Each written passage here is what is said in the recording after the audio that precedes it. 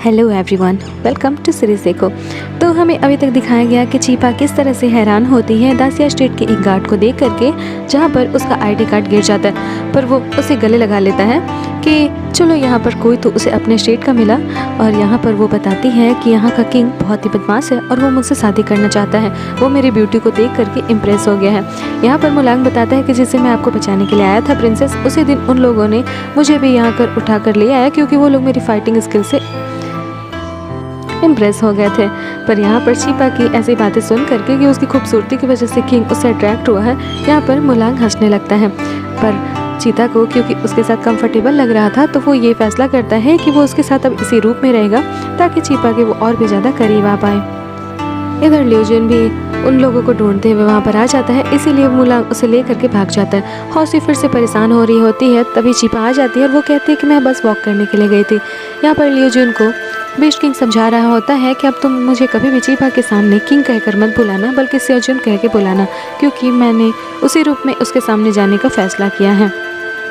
अब चीपा महल से भागने का पूरा मैप रेडी कर चुकी होती है, लेकिन हौसी जैसे ही आती है वो उसे के सामने सारी मैप को छुपा लेती है। अब वो यहाँ पर उसके लिए लंच लाई होती है, लेकिन सिर्फ वो बॉइल्ड फूड्स और कच्ची फूड्स होती है, जिसे देख करके चीपा का मन तो थक ही जाता है और वो कहती है कि मैं मीट के बिना यहाँ कैसे रहूँगी, और अब तो उसे बिल्कुल जल्द से जल्द घर जाना है।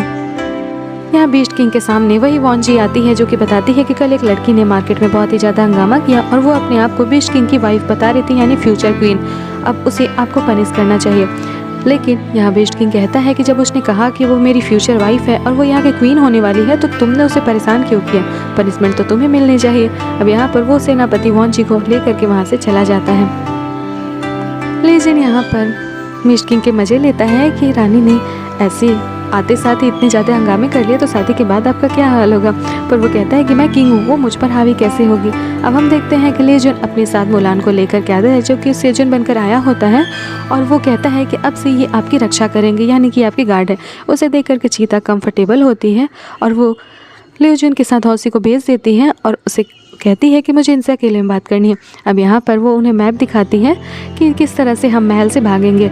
पर यहाँ पर मुलान उसे समझाता है कि हमारे किंग इतने भी बुरे इंसान नहीं है, तो तुम अगर उनके करीब रहोगी तो वो शायद तुम्हें खुद ही यहाँ से जाने देंगे और तुम्हें इतनी ज़्यादा परेशानी भी नहीं होगी। अब उसके पेट से उसके लिए कुछ आवाज़ें आती हैं।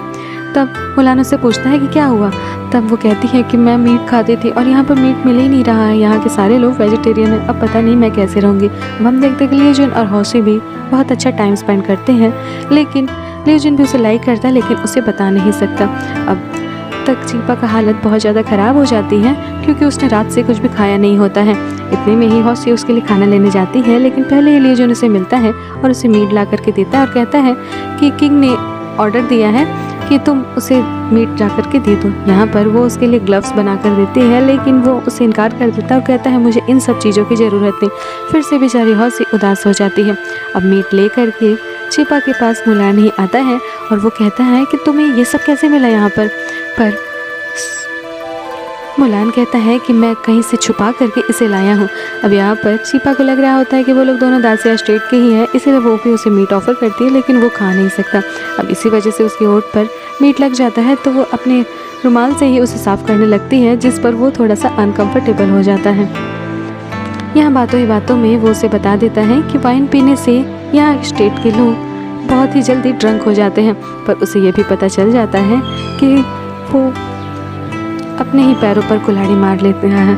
और इधर चीपा उसके कानों में एक प्लान बनाती है, जिसके बाद मुलान थोड़ा सा अनकंफर्टेबल हो जाता है। वो उससे वाइन लाने की भी डिमांड करती है। अब यहाँ लेजुन और मुलान जा कर के वाइन उसके स्टेट से लाने जाते हैं, लेकिन लेजुन रोकता है कि सिर्फ एक वाइन लाने के लिए आपको इस पोर्टल को नहीं खोलना चाहिए, पर वो अब अपनी रानी के लिए कुछ भी कर सकता है।